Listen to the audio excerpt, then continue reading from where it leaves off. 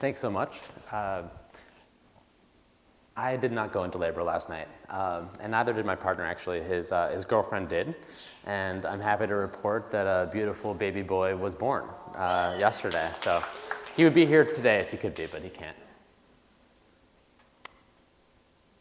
So I guess as they're queuing up, what I plan to talk to you today is really about an idea that we're calling the Lowline, which is an effort to build the world's first underground park. And what I thought I would do today is provide you with a little bit of the story behind how we became inspired to think about such a crazy idea, provide you a little bit about where we are in the process, and also how we are very seriously hoping to make this a reality. So first off, a fun question. Anybody know who this guy is? No. Okay. He actually is the designer of one of the world's most popular video games, Super Mario Brothers. And why is this game so popular? Like many video games, the reason for its popularity is that it really plays off of a sense of adventure and curiosity. If you hit on that question mark, a gold coin emerges. If you know sort of where to look in that cloud, there's a special reward. And if you have the guts and the curiosity to think about what's in that green pipe, a whole new exciting world emerges. Some of the rules are different, and some of the species look a little bit curious, but there's this whole other universe, really, another world of possibility and opportunity. Similarly, New York City, where I live, and I assume many of you know quite well, is a city that has quite a few distractions and excitement and things to explore at street level. And many New Yorkers really think about their streetscape as the city, and they think about the underground as a dark, nasty, smelly place that you go maybe to go on the subway, but it's not really a space of any value. There's not really anything to explore. Increasingly, however, people are learning about a variety of spaces that are underground and have been dug out over the course of New York City's history and are actually quite interesting to explore. Here's actually a picture of a group that's going down into a space in Brooklyn, actually, to experience a space that was built in the 1920s. And my partner, James Ramsey, who is a new father, and myself are sort of curious and interested urban explorers ourselves. And so we befriended an official at the MTA that runs the New York City subways. And we learned, actually, some interesting facts. Actually, here's another question for all of you. How many acres do you think are underneath the streets of Manhattan and are currently unused? 47. Not 47. It's actually 13 acres of unused spaces underneath New York City. So in befriending this guy, we learned about one of the most interesting and exciting historic relics that hasn't been touched for many, many years. And that is this, the former Williamsburg Trolley Terminal. It's a space that is actually on the Manhattan side of the Williamsburg Bridge, and it was used as a streetcar depot. It was built in 1903, and it was in operation until 1948, and literally has not been touched since 1948. In transit nerd circles, which we, I guess, are proud to be part of now, this is actually one of the spaces that really everyone has really been thinking about what could become of this space because of its size and because of the fact that it has not been touched for over 6 decades. So we did some research. This is a photo that's readily available online, and we begged the MTA to give us a tour. And we got a very rare opportunity to see the space. Here's what we saw. Has not been touched for a very, very long time, as you can see. Really in need of a lot of TLC. It's wet, but what is exciting about the space for people who are interested in these kinds of things, there are a lot of historic details and a lot of elements that make the space feel like nothing else that many people have experienced underground. It has existing columns, cobblestones, and I'll show you some fun photos of what we found. So here's a photo where you can see a little bit of the sense of scale. It's hard to really get a sense for how big it feels. The ceilings are over 12 feet high, so it feels actually quite cavernous, like a bit of a theater. The remnant rails and a lot of the cobblestone elements are still in place, and these old columns are there as well. There's evidence of human activity and graffiti art throughout the space. So there's kind of a lot of interesting and compelling stories around what has happened down there over the course of many decades. And there are some really interesting details too. This on the left is a picture of former control tower house, and we immediately thought of, wouldn't it be fun if we could somehow turn this into a treehouse for kids? On the right, you can see a close-up of some of the existing rails and the cobblestones. These are Belgian blocks that were literally brought over from Belgium, at the turn of the century. So this is where the actual site is located. This is a superimposition of the, I think we're sort of looking, yeah, there we are. The green period is an actual architectural drawing of the space, and you can see there that yellow is the Williamsburg Bridge. This is Delancey Street, for those of you who are familiar with the Lower East Side of Manhattan. Now, one of the things I wanted to point out, and one of the things that is important to us as actual residents and people who work in this neighborhood, is that there isn't a lot of green space. Those trees are a bit of an illusion. It's really a series of parking lots and a very, very dense, crowded housing. And the Lower East Side has this long history of a lack of public space. This is something that we began to explore even further as we were excited about the potential of this underground site.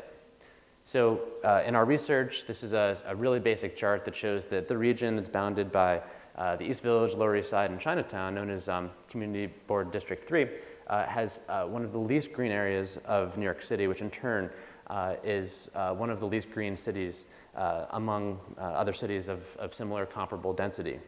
So this is a very clear issue in terms of the number of people living per unit of green space. So again, this isn't new at all. This is actually an image from Jacob Riis's iconic book, How the Other Half Lives, in which you can see always a very bustling streetscape on the Lower East Side, but really a lack of public space. And for many generations of immigrants, which the Lower East Side is most known for, the only real public space was to play in the street, which was, I guess, fine at the time, but over the course of the 20th century, cars really took over the streets. So that really eroded the ability of sort of public squares. This is another iconic image, which actually is a haunting photo, actually. You see a bunch of kids, it's kind of grainy, but a bunch of kids playing literally in a gutter directly next to a dead horse carcass, which apparently was not uncommon at this time in New York City's history. And photos like this and efforts to bring to life a little bit of the real lack of public space was something that actually helped pave the way for a lot of the development of New York City's public parks and playgrounds, both in New York City and around the country. So if you fast forward to today, the Lower East Side doesn't look like that. There are no dead horse carcasses to play around if you wanted to, but it is incredibly dense. It's an incredibly dense place. There's a lot of people crammed into a very, very tight place, and for a variety of reasons, it is full of concrete and not a lot of green. So how is it possible to think about creating green space in a crowded city, and in a particularly crowded corner of New York City like this? We think, actually, that the solution is with technology. Oops. So my partner, James Ramsey, has actually designed a technology that we're calling the remote Skylight. And to explain a little bit about how this technology works, really, it involves above ground the erection of a parabolic dish that collects sunlight and directs it to one focal point, and then reflects that light below ground using fiber optics. And then the inversion happens below ground, so that light is then reflected on a parabolic dish at an intensity that is strong enough to support photosynthesis. So this is science that we've actually worked on with a wide range of scientists and engineers, but we knew we wanted to build one just to make sure that it actually could work. So we drew up some very basic small versions of this for a prototype, and then we built this thing. We built this thing actually last summer, and you can see there that's a very small version of the collector dish above, some fiber optics that would then bring the sunlight below ground. So we went outside to test it on the street. This is my partner, the proud new dad, and he is directing the sunlight right there to the parabolic dish. And we have a young helper there helping us with fiber optic cables, and we drew the sunlight indoors. And here's actually the functioning prototype there. This is me, so excited that I'm obnoxiously pointing it at the camera. And you can see to the right there that there's this fiber optic cable that's aglow. This is a really exciting thing. You can actually see the light coming through the space. So the technology on a scientific level works. So now that we knew that the technology actually could work, and now that we knew that we had this location that we were incredibly excited about trying to pair the two things together, the next question was, how do we actually envision this, and how do we get this idea out to the public in a way that people can understand this visually? So James's design team, he runs a design practice, went to work taking the actual dimensions of this underground space and superimposing some high design using computer software. And this is what they came up with. So you can see some really compelling elements here, including a ceiling where there's literally sunlight raining down, some green elements that include trees and grasses, potentially even some water elements, and an incredibly sort of serene and exciting place like nothing that anyone has ever really seen. We envisioned a space that could be both an opportunity for retail, but primarily a space for public use and for community benefit. This is another space and sort of really another image to really bring to life this question of how this could be something that could be of value for kids, and I'll talk more about that in a minute. One of the things that, if anyone's been down to the Delancey Street area, it's very clear. It's really quite miserable walking around on Delancey Street at the street level. It was never designed for humans. It was designed really as a multi-car expressway, frankly. And this would potentially provide, in the same way that the High Line has been able to do, provide a different kind of passageway and a different walkway and a different kind of experience for people to actually engage and navigate the city.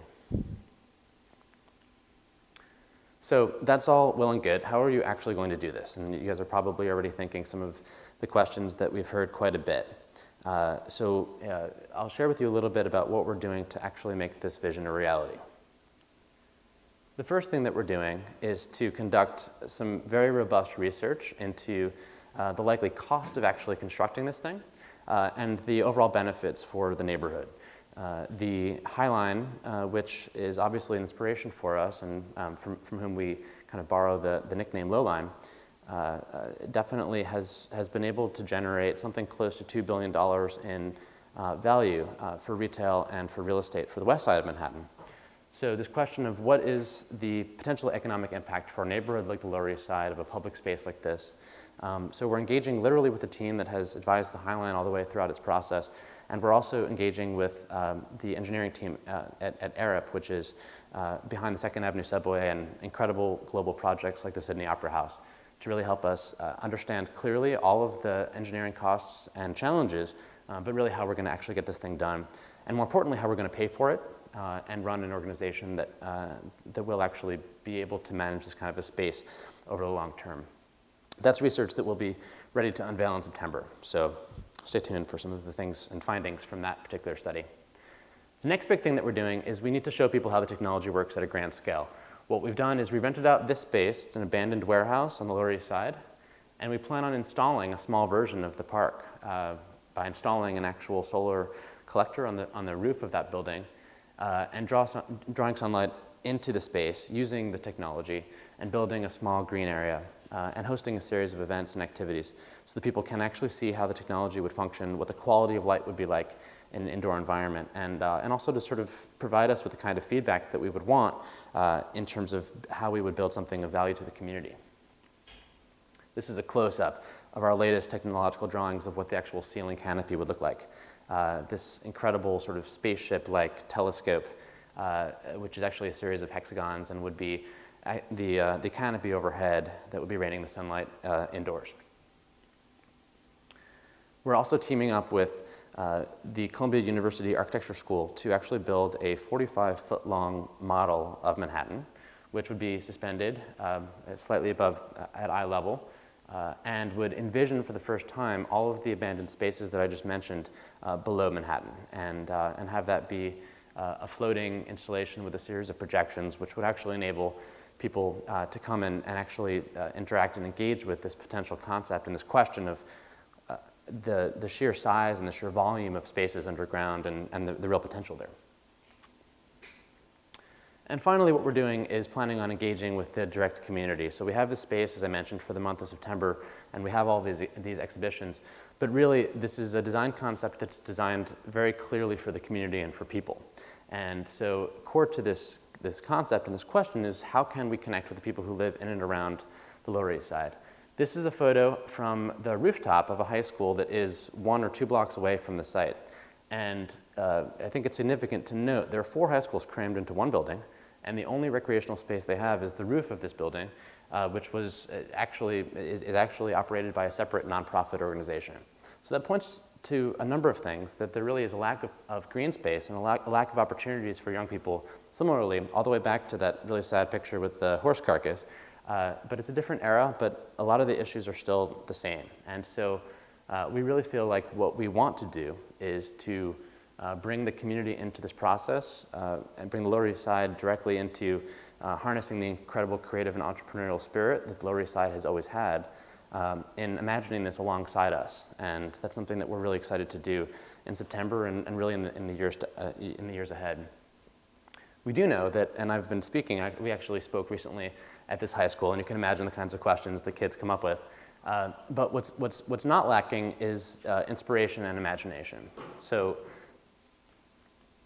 the question of how it's possible to actually transform a space that looks like this into a space that looks like this does require a certain amount of imagination and curiosity and an explorer's attitude. But we do actually think that this is part of a larger trend in reclaiming our cities, in thinking actively about where public spaces can and should be, and also attaching new value to the potential of the underground. Potentially the most exciting thing about this is actually engaging in a grand experiment in the value of solar technology and having a larger discussion about if this can't work, why can't it? And engaging young people in the community in asking these kinds of questions.